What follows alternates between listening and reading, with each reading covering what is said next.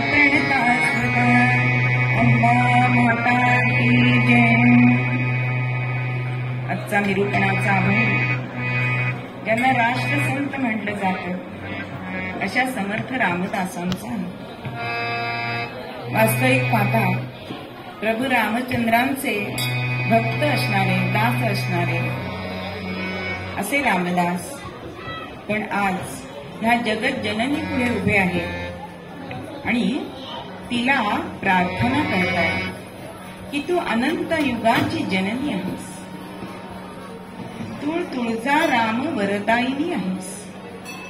ज्यावेळी वनवासामध्ये रावणाने सीतेचं अपहरण केलं आणि त्यावेळेला विलाप करताना हे सीते असा प्रभू रामचंद्र आलाप करतायत, विलाप करतायत. तेव्हा शंकर भगवानांना पार्वती माता विचारते की हेच का तुमचे परब्रह्म असणारे रामप्रभू?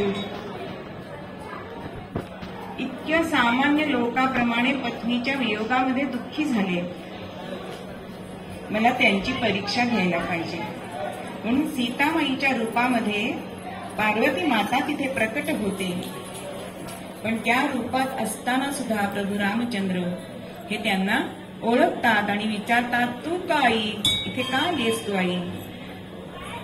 आणि तेव्हा त्यांच्यावर प्रसन्न होऊन ही जगन्माता त्यांना आशीर्वाद देते की जेव्हा राम रावण युद्ध होईल त्यावेळी विजयश्री तुम्हालाच माळ घालेल. मग जशी तू रामवरदायिनी झालीस तशी आता तू शिववरदायिनी हो, अशी प्रार्थना रामदास ह्या जगन्मातेला करतायत. कारण तुळजापूरची भवानी ही महाराष्ट्राचं कुलदैवत आणि आमच्या छत्रपती शिवरायांचं कुलदैवत आणि म्हणून अशा या रामवरदायिनी पुढे ते प्रार्थना करतायत आणि तिचं स्तवन करतायत. ते म्हणतायत, तुझे स्वरूप समजोनी ज्ञानी तो ज्ञाता. इथे ज्ञाता कोणाला म्हणावं असं समर्थ इथे त्याची व्याख्या सांगतात की तिथे स्वरूप उमजोनी. आता रूप आणि स्वरूप याच्यामध्ये फरक आहे. एका बाईंनी अगदी छान दिसायला सुंदर असलेली अशी मुलगी बघितली आपल्या मुलासाठी आणि सून म्हणून करून आणली आणि झालं, लग्नाला वर्ष होतंय आणि मग दोघी सासू आणि तिची मैत्रीण बोलतायत. काय म्हणाली ती? अगं रूप बघून करून आणली पण आता स्वरूप दाखवते, चांगली वागत नाहीये. म्हणून रूपात आणि स्वरूपात हा फरक असतो. तो आपल्याला जो जाणतो ना त्यालाच ज्ञाता असं समर्थ म्हणतात. मग या आमच्या जगन्मातेचं रूप कसं आहे हो? खरंच छान रूप आहे तिचं.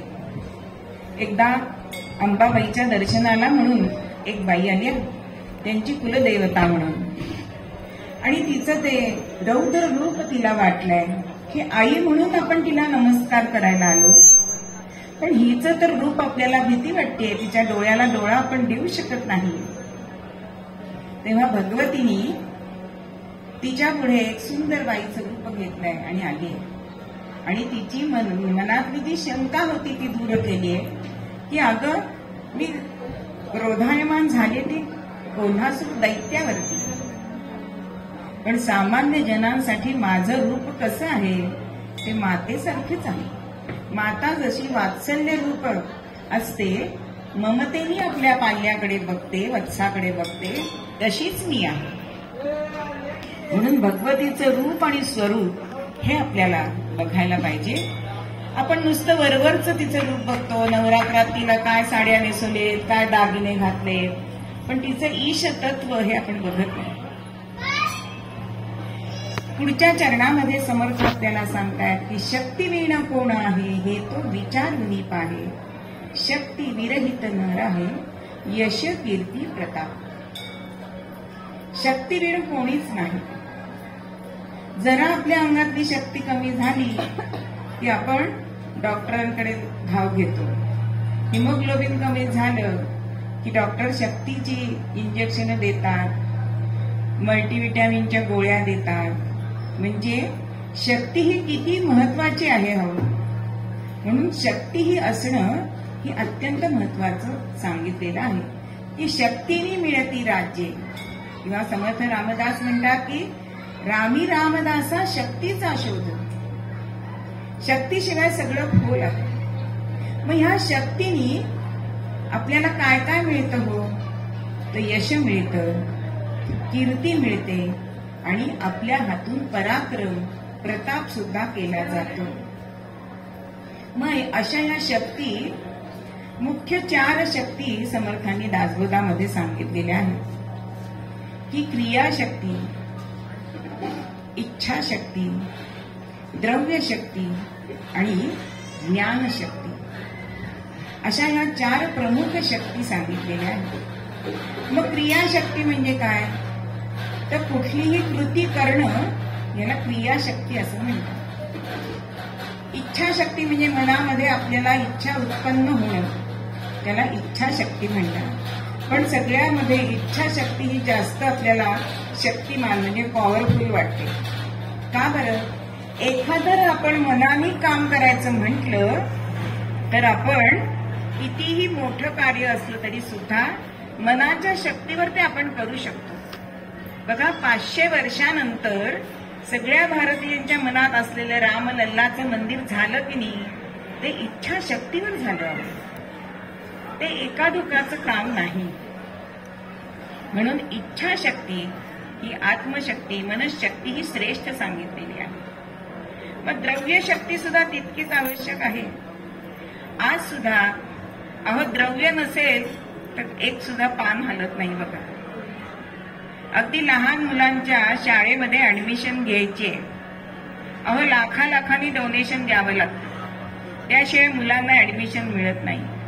म्हणजे आमच्या मुलांची पीजीची शिक्षण ज्या पैशामध्ये झाली त्यात केजीची सुद्धा शिक्षण होत नाही, अशी अवस्था आलेली आहे. किंवा वृद्ध मंडळींना सुद्धा डॉक्टरांकडे जावं लागतं, पण नुसतं येण्याचे सुद्धा 500 रुपये फी घेतली जाते. म्हणजे द्रव्यशक्ती सुद्धा तितकीच आवश्यक आहे. म्हणून आपल्याला असे व्हॉट्सअपवर सुद्धा असे अनेक मेसेज येतात की आधी सगळं देऊन टाकू नका, असे मेसेज येतात. ते तेवढ्यासाठी की गलित गात्र झालेल्या माणसाला द्रव्य किती महत्वाचं आहे हे त्याच्यातून आपल्याला प्रतीत होतं. आणि ज्ञानशक्ती, कुठल्याही गोष्टीचं ज्ञान आपल्याला मिळवावं लागतं तरच आपण त्या क्षेत्रामध्ये पुढे जाऊ शकतो. म्हणून अगदी उत्तम उदाहरण द्यायचं झालं तर शिवरायांचं आपल्याला घेता येईल की त्यांना स्वराज्य स्थापन करण्याची इच्छा होती, पण नुसती इच्छा असून चालली का हो, त्याच्यासाठी त्यांना क्रिया करावी लागली. मग काय क्रिया केली की सवंगडी मिळवले, वेगवेगळे गड घेतले, सगळी माहित्या काढल्या, ह्या क्रियाशक्तीमध्ये येतात. आणि ज्ञानशक्ती सुद्धा त्यांनी तेवढीच अवलंबली की स्वराज्य स्थापन करायचंय हे नुसतं आपल्याला मनापासून उपयोग नाही, तर ते कसं स्थापन करायचं त्याच्यासाठी सुद्धा जे जे आपल्याला माहिती मिळेल त्याप्रमाणे शिवराय वर्तन त्यांनी केलेलं आपल्याला दिसतं. एकदा त्यांच्या सवंगड्यांकडे ते भोजनाला गेलेले असताना त्या सवंगड्याच्या आजीनी मुगाची खिचडी जेवायला केली. ती सगळ्यांना भूक लागलेली आणि मग पटकन जेवायचं म्हणून महाराजांनी हात मध्ये घातलाय आणि हात भाजलाय. तेव्हा त्या आजीनी जो उपदेश केलाय ते म्हणाले की राजे, असं मध्येच जर तुम्ही हात घातला तर हात पोळेल नाही का? तेव्हा हळूहळू कडेने जर तुम्ही घास घेतला तर हात पोळणार नाही. पण हा त्या आजींचा उपदेश महाराजांनी स्वराज्यासाठी वापरला. कसा? तर शत्रूच्या वर मधोमध कधी हल्ला आमच्या महाराजांनी केला नाही. कडेकडेनी शत्रूला जेरीस आणलं, गनिमी काव्याने त्यांना जेरीस आणलं आणि हे हिंदवी स्वराज्य उभं केलं. म्हणून त्यांना द्रव्यशक्ती सुद्धा प्राप्त झाली. ज्यावेळी तोरणा गडाचं बांधकाम सुरू झालं तेव्हा सुवर्ण मुद्रा असणारे अनेक हंडे महाराजांना भगवतीने दिलेले आहेत. म्हणजे ह्या चारीही शक्ती महाराजांनी वापरल्या म्हणून हिंदवी स्वराज्य ते स्थापन करू शकले, ध्येयाप्रत जाऊ शकले. त्यांना त्यामुळे यश, कीर्ती, प्रताप मिळालेला. असं ह्या शक्तीने आपल्याला यश, कीर्ती, प्रताप मिळतो. पण ही शक्ती किती श्रेष्ठ आहे हो? की शिव आणि शक्ती हे दोघं पती पत्नी आहेत. पण शिवातला इकार काढलाय, काय उरतो हा शब्द? शव उरतो. म्हणजे चेतनाहीन जेव्हा होतो तेव्हा आपण त्याला क्षणभर सुद्धा घरात ठेवत नाही. म्हणजे शक्ती किती महत्वाची आहे.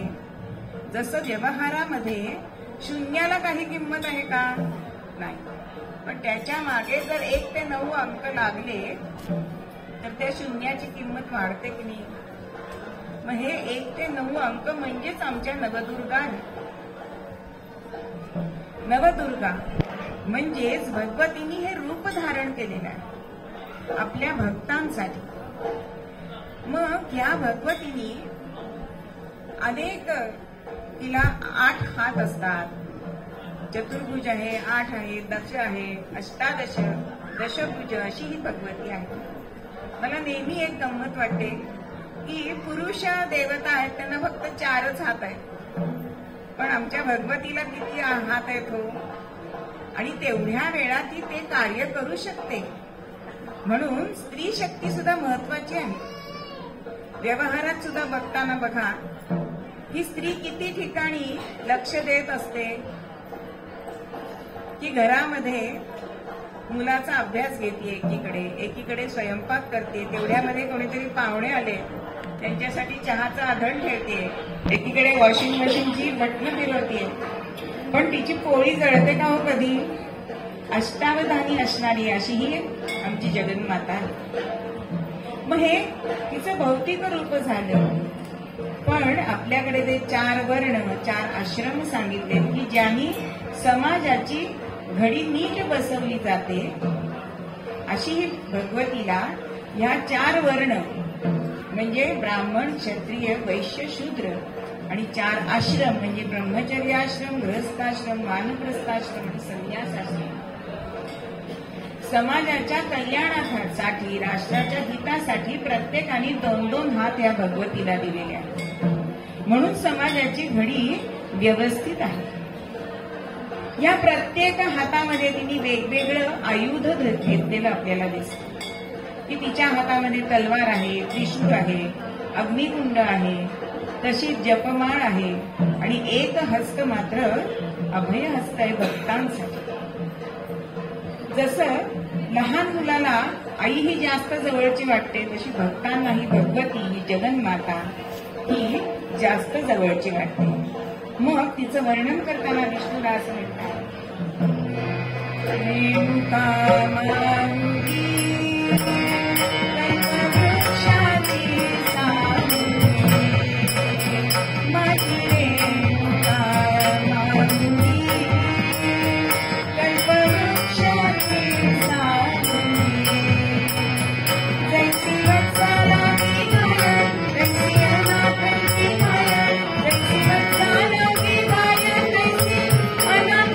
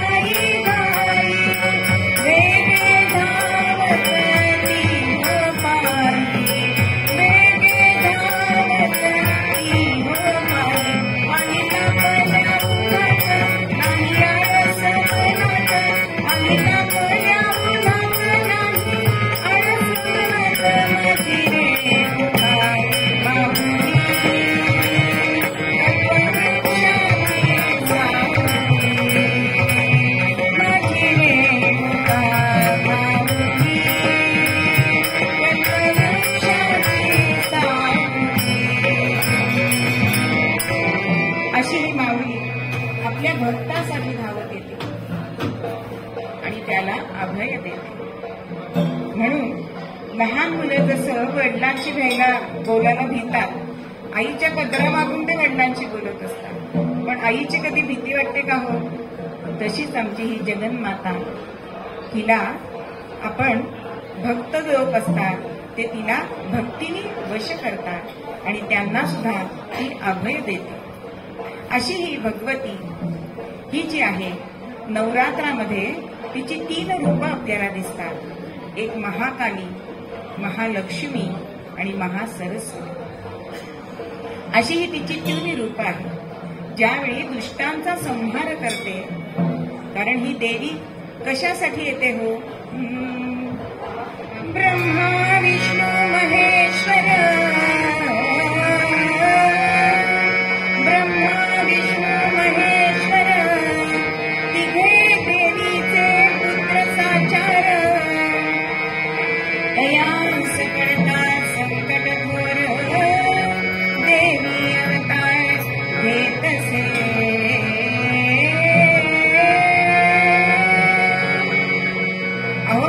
ब्रह्मा विष्णू महेश्वर हे आमच्या भगवतीचे 3 पुत्र आहेत आणि ह्यांना जेव्हा संकट येतं तेव्हा देवी अवतार घेत. अहो, महिषासुरमर्दिनी, महिषासुराचा वध तिने केलाय. चंडमुंड त्यांचा तिने वध केलाय म्हणून तिला चामुंडा असं सुद्धा नाव पडलेलं आहे. मग जेव्हा दैत्यांचा संहार करण्यासाठी ती प्रकट होते तेव्हा तिचं रूप हे रौद्र असतं, म्हणून ते महाकाली असे तिचं आपण नाव दिलेलं आहे. मग पहिले 3 दिवस तिचं रूप महाकालीचं असतं, त्यानंतर पुढचे 3 दिवस हे महालक्ष्मी तिचं रूप आहे. महालक्ष्मी म्हणजे ती कमलासना होते, शांत होते. ज्यावेळी तिचं दैत्य मर्दन होतं त्यावेळी ती शांत होते आणि कमलासना होते, म्हणून तिला महालक्ष्मी असं म्हणतात. आणि त्याच्या पुढचे 3 दिवस तिचं रूप असतं ते महासरस्वतीचं असतं. म्हणजे ज्या वेळेला आपली मती थंड होते, शांत होते, त्याच वेळी आपण बुद्धी ग्रहण करू शकतो. म्हणून आपल्याकडे विजयादशमीला पाटीपूजन करण्याची जी प्रथा आहे ही तेवढ्यासाठी आहे.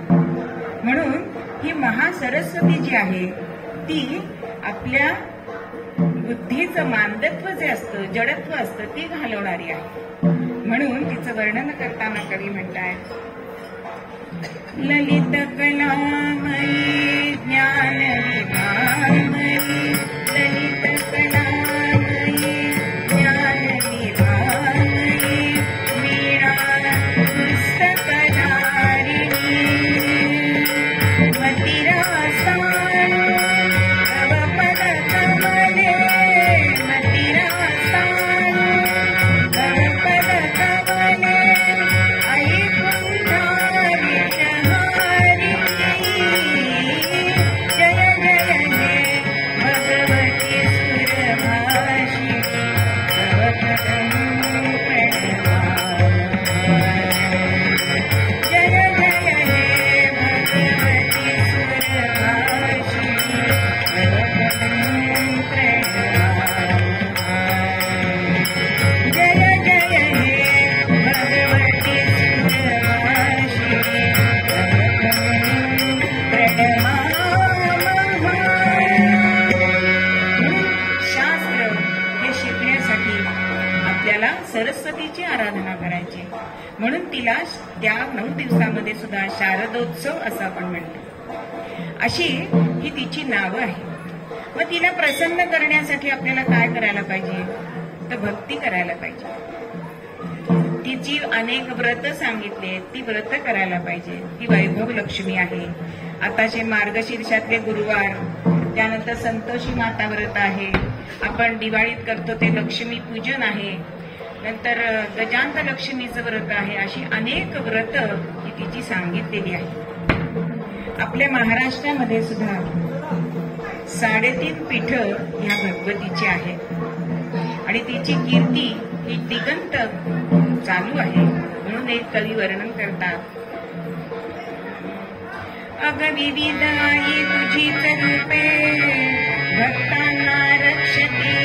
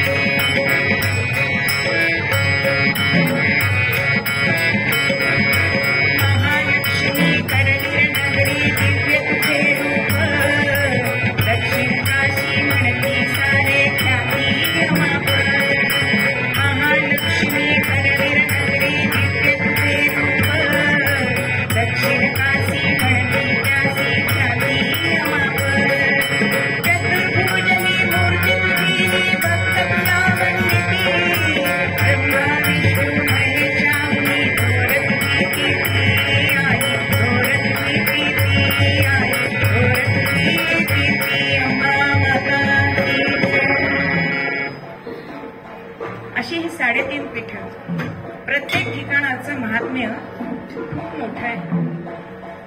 हिला करवीर नगरी असं म्हणतात, दक्षिण काशी असं म्हणतात. आणि आज माझं भाग्य असं आहे की मला तिच्या प्रांगणामध्ये कीर्तन सेवा करायला मिळते. म्हणजे भगवतीचं बोलावणं आल्याशिवाय इथे योग येत नाही, हा माझा अनुभव आहे. अशी ही भगवती अत्यंत भक्तांवरती प्रेम करणारी आहे. मग आपण ज्या समर्थांनी सांगितलेल्या शक्ती बघितल्या, पण आज सुद्धा इतर सुद्धा शक्ती अनेक आहेत. सौर शक्ती, आज आपण अनेक जण पॅनल लावलेले असतात घरांवरती. आपण बघतो की आपला भारत देश इतका समृद्ध आहे की आपल्याला सूर्याची, कारण त्याच्याकडून आपल्याला उष्णता मिळते आणि तेज मिळते. आणि त्या शक्तीचा वापर करून आपण वीज सुद्धा त्यातून निर्माण करू शकतो किंवा त्याच्यावरती अन्न सुद्धा शिजवू शकतो. अशी शक्ती ह्या सूर्यामध्ये आहे. म्हणून तर त्याला पंचायतनातील एक देव आपण समजतो. म्हणून आपल्याला सूर्याचं दर्शन जेव्हा होतं तेव्हा आपण सगळे भाविक त्याला नमस्कार करतो, वंदन करतो. अशी ही सौर शक्ती. म्हणजे खरं म्हणजे ज्या ज्या वेळी नवीन इमारती होतील त्या त्यावेळी ते सक्तीचं करायला पाहिजे की सोलर ते सगळे पॅनल बसवायला पाहिजे असं कॉन्ट्रॅक्टरला सांगायला पाहिजे, बिल्डरला सांगायला पाहिजे. त्यानंतर आहे निसर्ग शक्ती. निसर्ग शक्ती सुद्धा खूप मोठी आहे आणि ही आपल्याला कुठे बघायला मिळते? ज्यावेळी आपण हिमालयात जातो त्यावेळी कळतं की निसर्गापुढे माणूस किती यशस्वी आहे. इतकी ही निसर्ग शक्ती आहे, ती आपल्याला भरभरून देत असते. निसर्ग हा माणसाचं पोषण करत असतो, त्याच्या गरजा भागवत असतो. पण गरजेपेक्षा जास्त आता मनुष्य ओरबाडू लागलाय, म्हणून दोहन करायच्या ऐवजी शोषण करून चाललाय. म्हणून निसर्ग कोप करतो. येतात की नाही कोरोना सारख्या आपत्ती समाजावर येतात, ही निसर्गाचा कोप आहे. म्हणून त्या शक्तीला वंदन करून तिची जी महती आहे ती आपण जाणलीच पाहिजे. त्यानंतरची शक्ती आहे यंत्रशक्ती. यंत्रावर सुद्धा आज आमच्या बायकांचं खूप मोठं भाग्य आहे की आमच्या आजी आई यांना पाटेवर वंटे वापरायला लागले, दळण कांडण करावं लागलं. पण आज आम्ही बटन फिरवलं की चटण्या मसाले सगळे होतात की नाही. पण हे जरी यंत्रशक्ती असली तरी सुद्धा जो आपला वेळ वाचतोय ना तो आपण चांगल्या कार्यासाठी वापरायला पाहिजे ना. ती वाचवलेली शक्ती. पण आज आपल्याला चित्र काय दिसतं? बायका सगळं हे करतात आणि सिरियल बघत बसतात. ती शक्ती आपली चांगल्या कार्यासाठी, समाज कार्यासाठी वापरायला पाहिजे. तशीच एक मंत्रशक्ती सुद्धा आपल्याकडे पुराणांनी सांगितलेली आहे की मंत्रामध्ये किती ताकद आहे हो. की मंत्र म्हणताना सुद्धा कोणता मंत्र कधी म्हणावा हे सुद्धा आपल्याकडे शास्त्र सांगितलेलं आहे. ज्यावेळी हिमालयामध्ये काही गिर्यारोहक गेलेले होते आणि बूट त्यांचे बर्फामध्ये अडकले. अनवाणी कसं बर्फावर चालायचं असा प्रश्न पडला आणि सद्गुरूंचं ध्यान केलंय आणि असा दृष्टांत झाला की सूर्यस्तोत्र म्हणा. सूर्यस्तोत्र म्हणून इतकी त्यांच्यामध्ये उष्णता निर्माण झाली की ते अनवाणी सुद्धा बर्फावर चालू शकले. इतकी मंत्रशक्ती आपल्या शास्त्रामध्ये सांगितलेली आहे. म्हणून आपण देवी यंत्र हे त्यांचं जे यंत्र हे पण आहे आणि देवीचे मंत्र सुद्धा जे आहेत. म्हणून मंत्र नेहमी शुद्ध म्हणावे, स्वच्छ म्हणावे.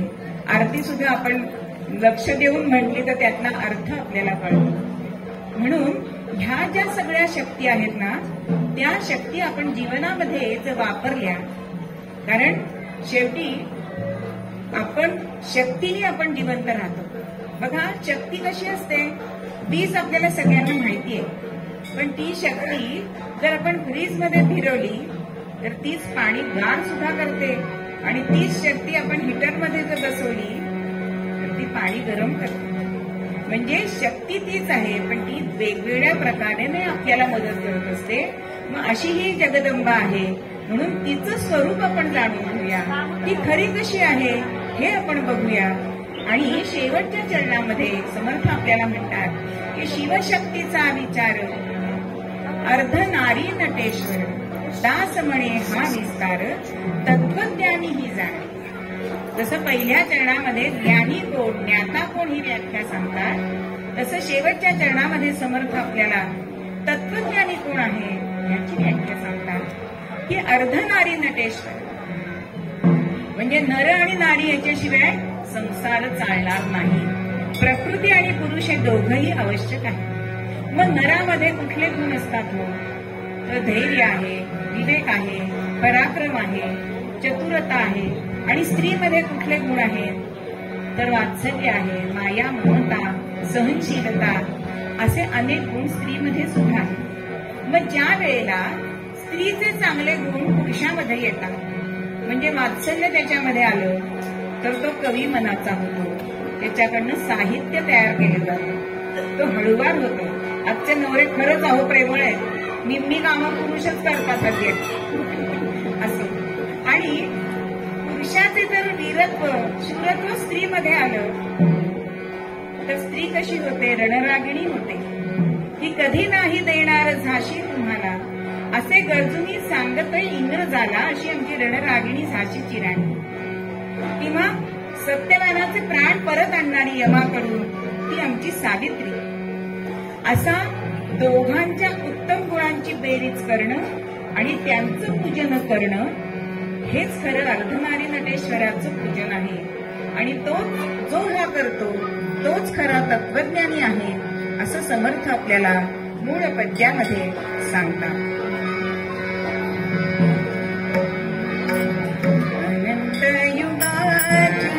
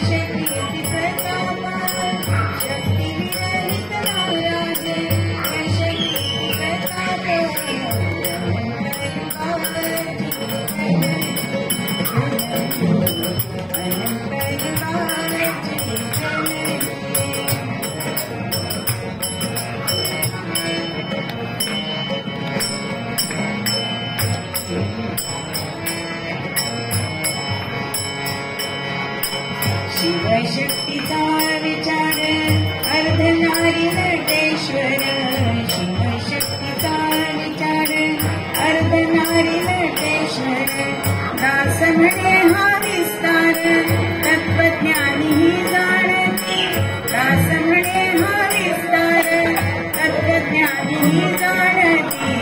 अनंत युगाची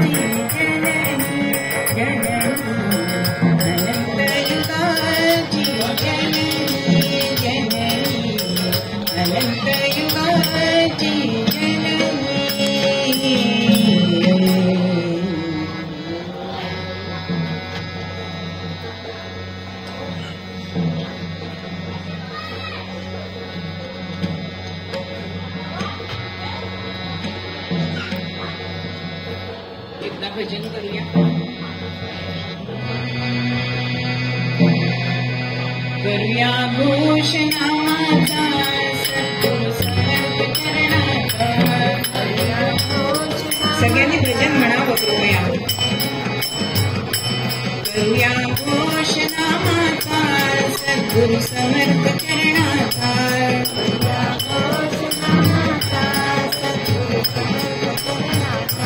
करूया घोषणाचा सद्गुरु समर्थ चरणाचा.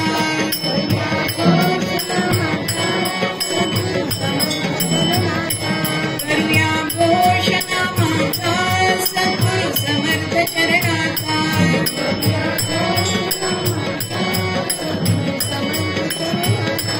करूया घोषणाचा सद्गुरु समर्थ चरणाचा.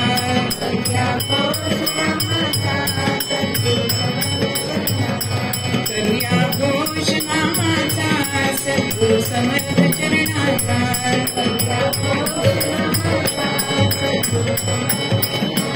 सद्गुरुनाथ महाराज की जय.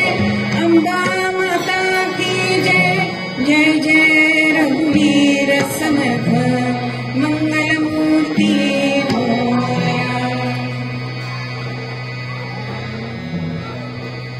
पयोधिनी कटी असे पुरित पूर्वेकडे तिचे स्मरण केलिया पुरित वासना ही जडे.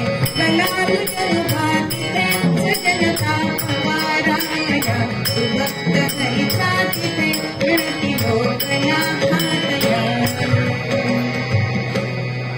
आज थोडंसं आपल्याला लांब जायचंय, जगन्नाथपुरीला जायचंय, पण खर्च नाहीये, मनाने आपल्याला जगन्नाथपुरीला जायचंय. आपल्याकडे सप्तपुऱ्या सांगितलेल्या आहेत, त्याच्यामध्येही जगन्नाथपुरी सुद्धा सांगितले की जिथे स्मरण केली या दुरित वासना ही झडे. अहो नुसतं स्मरण केलं तरी सुद्धा आपल्या मनातले वाईट विचार नष्ट होतात, अशी ही जगन्नाथपुरी. आणि तिथे लाखा कोल्हाटी नावाचे भक्त राहत होते. लाखा कोल्हाटी कोल्हाटी लाखा कोल्हाटी कोल्हाटी लाखा कोल्हाटी कोल्हाटी. साथीच्या जग जेठी साथीच्या जग जेठी लाखा कोल्हाटी कोल्हाटी लाखा कोल्हाटी कोल्हाटी.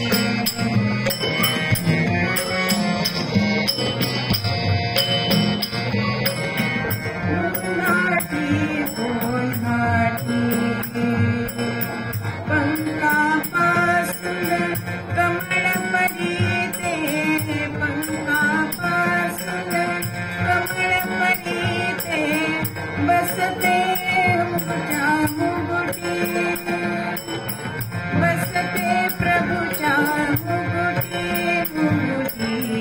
कोल्हाटी कोल्हाटी लाखा कोल्हाटी कोल्हाटी लाखा कोल्हाटी कोल्हाटी. लाखा कोल्हाटी हीन कुळामध्ये जन्मजयाचा कोटी निधीच्या पोटी, असं वर्णन दासगणू महाराज करतात. की बघा कमळ चिखलामध्ये येतं, पण त्याचं स्थान कुठे असतं तर प्रभूच्या मुकुटावरती मस्तकावरती असतं. तसे हे भक्त असतात. आणि ह्या लाखाजी रुंबाऱ्याचा खेळ करायचे जगन्नाथाच्या प्रांगणामध्ये.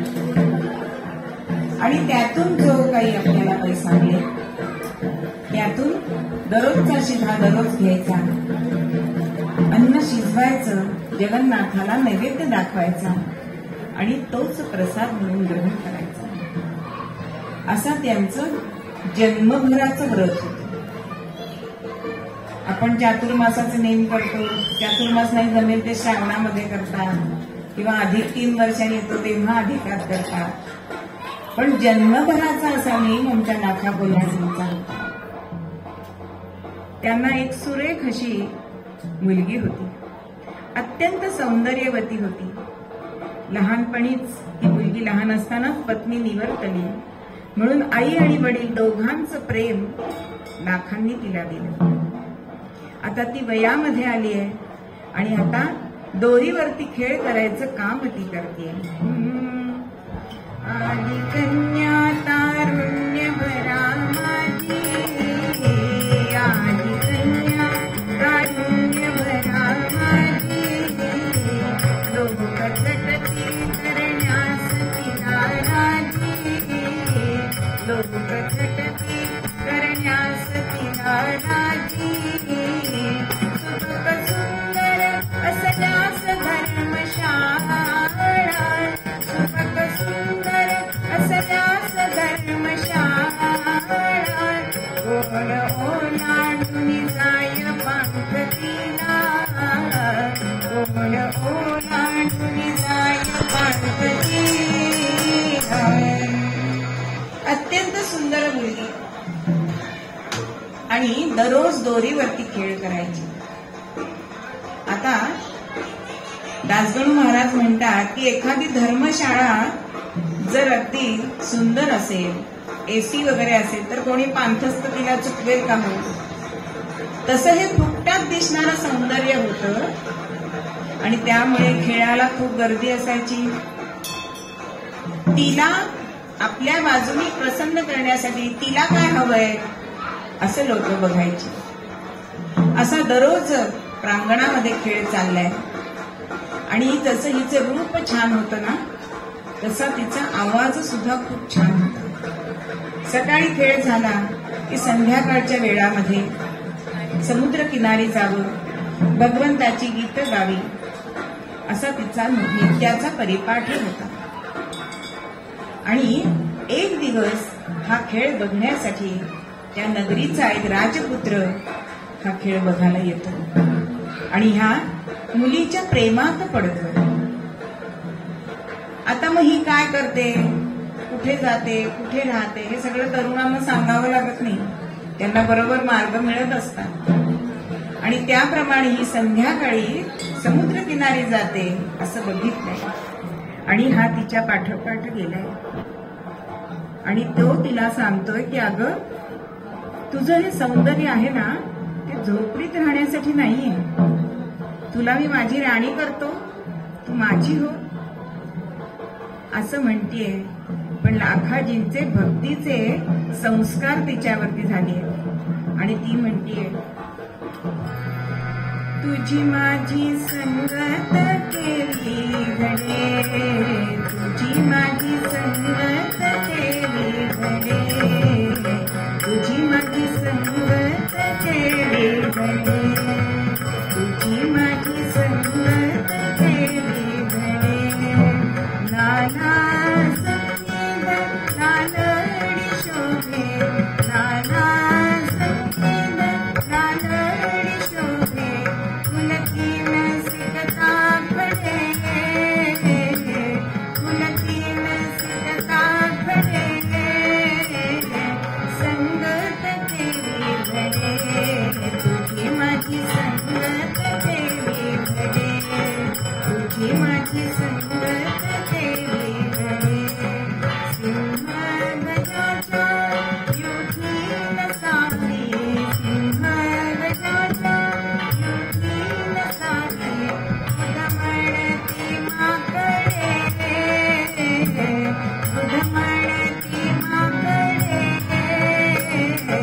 संगत केली घडे, तुझी माझी संगत केली घडे, तुझी माझी संगत केली घडे.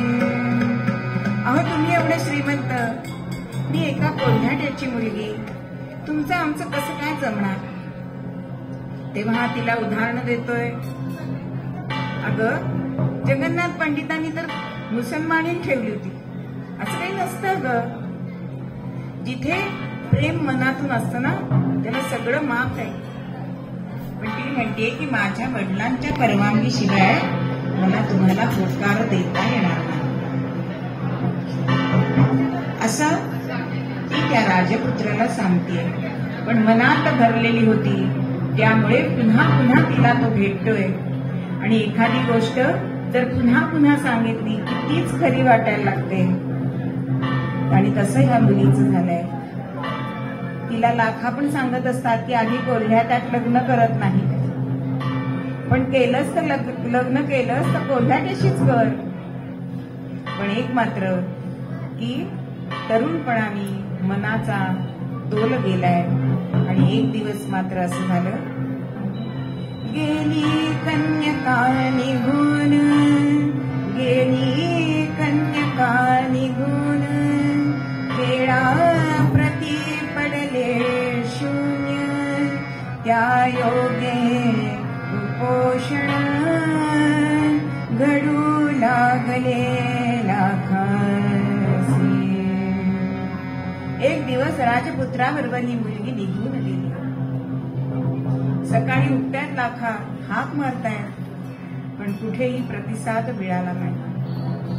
तेव्हा एका शेजाऱ्यांनी सांगितलं, अहो ती राजपुत्राबरोबर गेली निघून, जगन्नाथाची इच्छा. असं म्हणून लाखा नित्याप्रमाणे प्रांगणात गेले, खेळ लावलाय. पण आज चंद्रा नव्हती, मुलीचं नाव चंद्रा. आणि त्यामुळे हळूहळू हळू गर्दीला ओहोटी लागली आहे. आणि त्यामुळेच खेळ झाल्यानंतर जो पैसा मिळत होता तो मिळेनासा झालाय. आणि लाखांना पैसा नाही मिळाला तर जगन्नाथाला नैवेद्य कसा दाखवणार, आणि जगन्नाथाला दिल्याशिवाय आपण कसा ग्रहण करणार. म्हणून होता होता लाखांना कुपोषण मिळायला लागलं.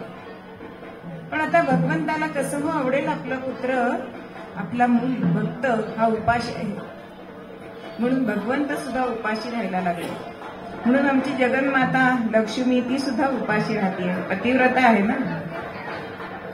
म्हणून भगवंतांनी काय उपाय केला की गुजर देशीचा एक राजा इथे जगन्नाथाचा नवस फेडण्यासाठी पाठवलं. काय माणसाची मानसिकता असते बघा, जगन्नाथ कुठे आणि गुजरात कुठे. पण आपल्या इथे असताना त्याचं महत्व आपल्याला नसतं. बघा पुण्यातली लोक लालबागच्या किल्ल्याला गणपतीला नवस बोलायला जातात आणि मुंबईची दगडूशेठला येतात.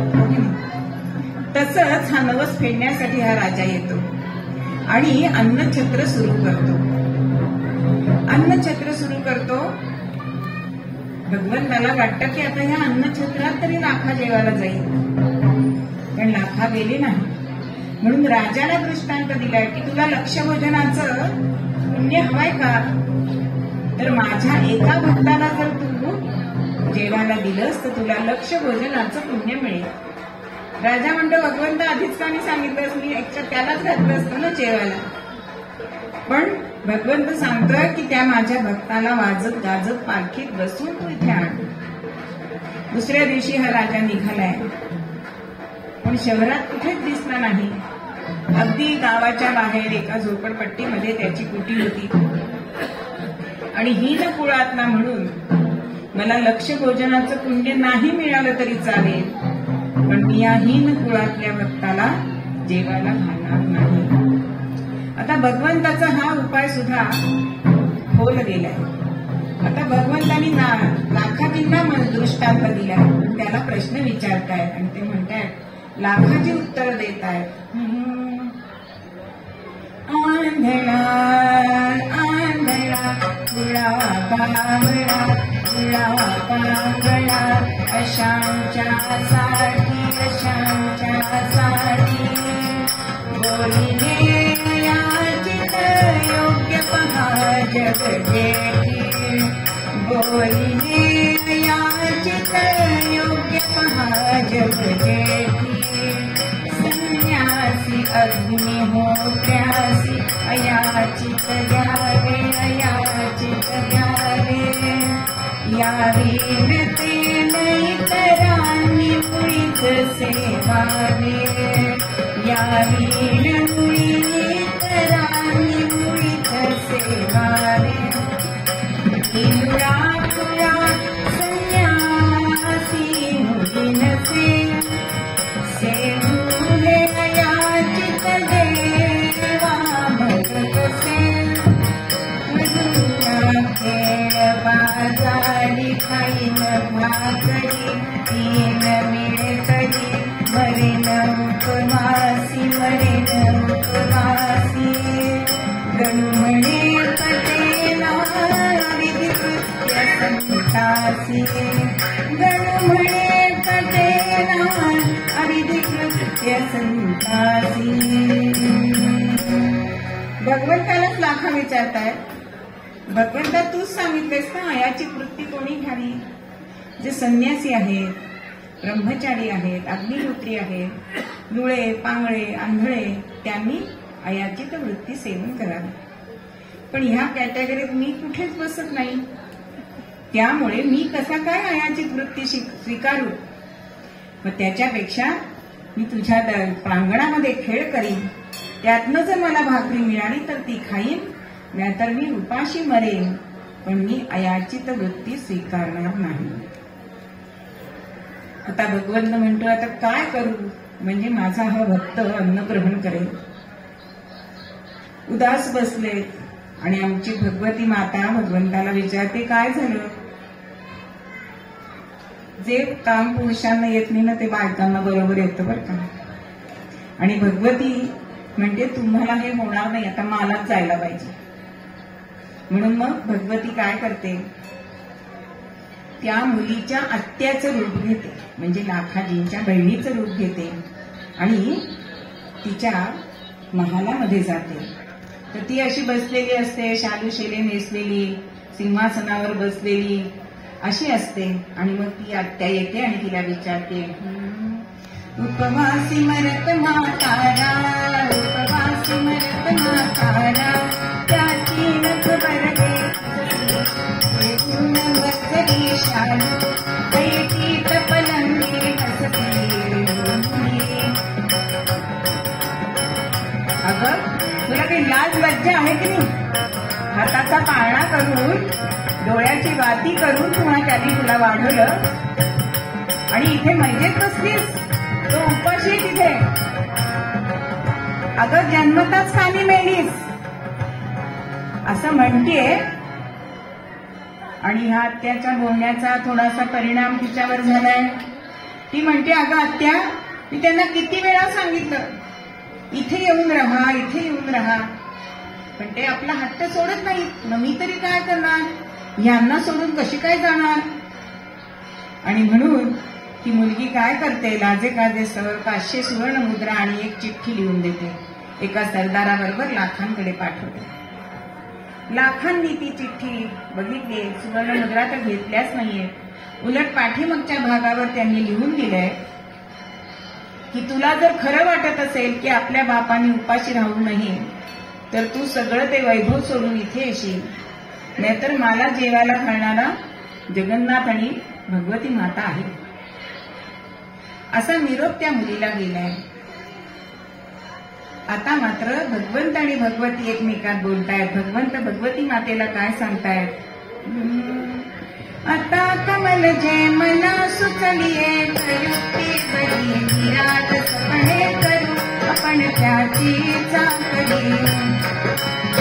होत दिय धन्य कानच अशक्य काही तुला जगास जियामुळे जगपणा असे मला. आता लाखांनी पाठवलेला की तू परत ये. मग आता आपण अशी युक्ती करू, तू त्या मुलीचं रूप घे आणि आपण लाखांकडे जाऊया आणि त्याची चाकरी करूया. आणि मग भगवतीने त्या मुलीचं रूप घेतलंय. ते रूप कसं होतं, झाली श्री अंबा श्री अंबा झाली श्री अंबा श्री अंबा कोल्हाटील जगदंबा कोल्हाटील जगदंबा झाली श्री अंबा श्री झाली श्री अंबा श्री अंबा.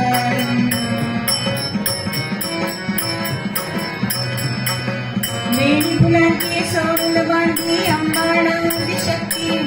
वेणी फुलांची सोडून बांधली अंबाडा शक्ती. प्रचंड घालून लुगडेल्याली कंठा पिवळी माती.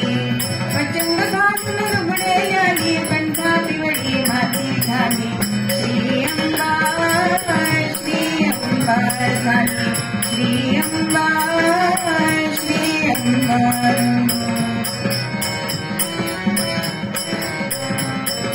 काळ्या बुकड्या पार काढल्या.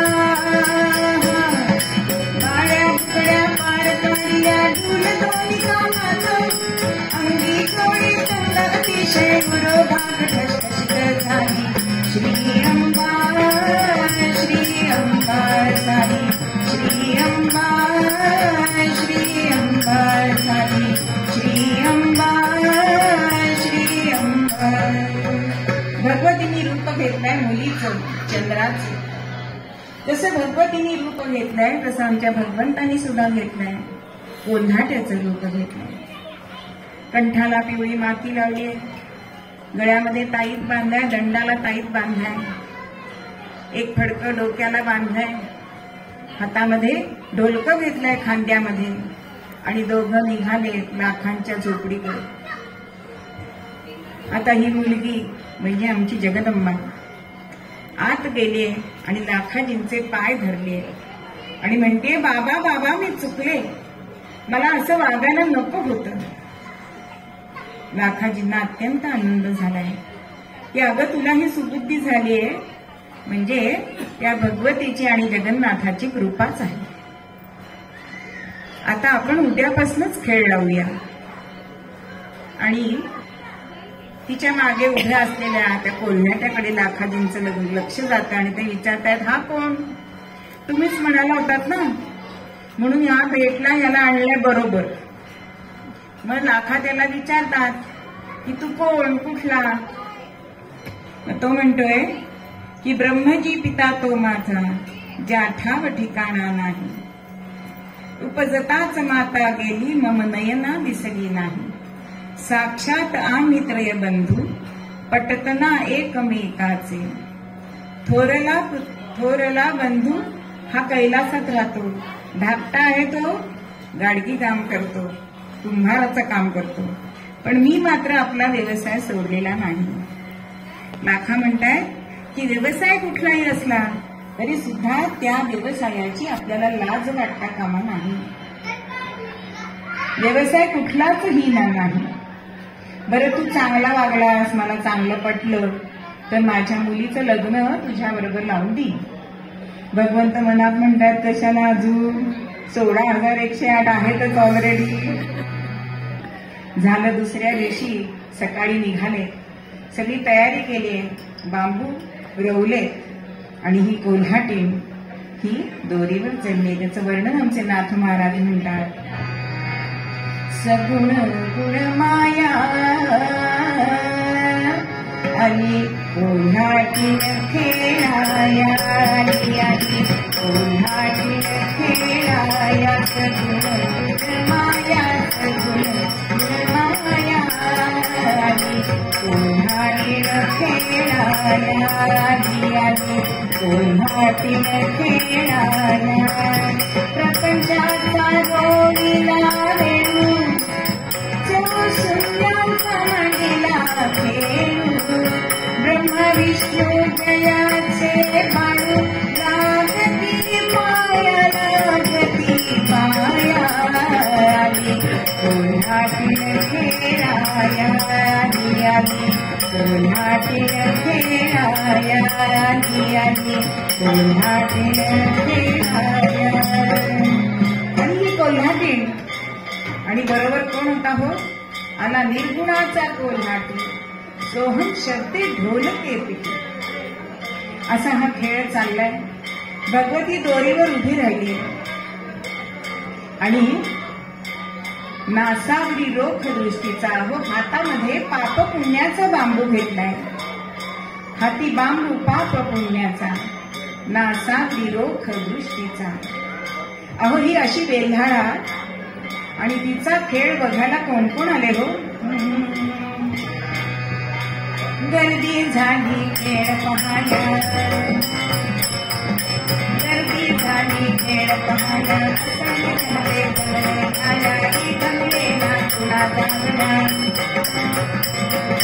राजे अमीर उमरावांची असणे पहिल्या गोळीत साची, त्या मागे निर्माणांची, त्या मागे गोर गरीब ते तुझे रांधे, गोर गरीब ते तुझे रांधे, अंतरिक्ष हे गुरुवर कमले. अहो प्रत्यक्ष भगवंत आणि कोल्हाटींच्या रूपामध्ये भगवती हा खेळ करणार म्हणून त्या आदिमायेचा खेळ बघण्यासाठी अंतरिक्षामध्ये सुरवर सुद्धा जमले.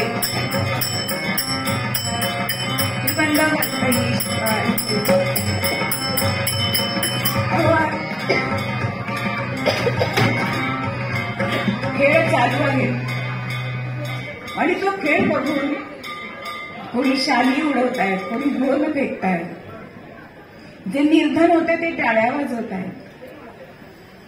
असा हा भगवतीचा खेळ बघण्यासाठी मोठी गर्दी प्रांगणामध्ये झाली आणि त्या प्रांगणामध्ये जो युद्धावर गेलेला होता तो तिचा पती खऱ्या मुलीचा तो तिथे आलाय आणि बघतोय तर काय आपली पत्नी दोरीवर नाचते.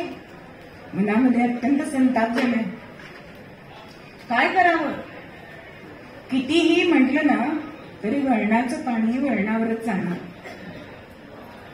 तिरमिरीनी अत्यंत क्रोधायमान म्हणून घरी येतोय तरीही तबक घेऊन आली पुढे. ओवाळ्याला तबक घेत नाही आणि यांनी हाताने उडवून दिले.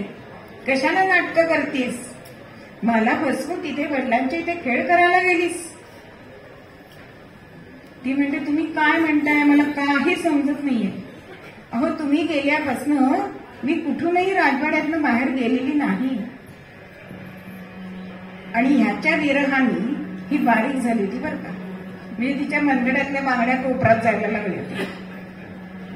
तर हा तिला विचारतो तिथे कशी तू दिसतेस ग, चांगली रसरशी गाल गुलाबी आणि आता हे तुझं रूप. म्हणतात ना कडू पागलं तुपात घोळलं साखरेत घोळलं तरी कडू ते कडूच.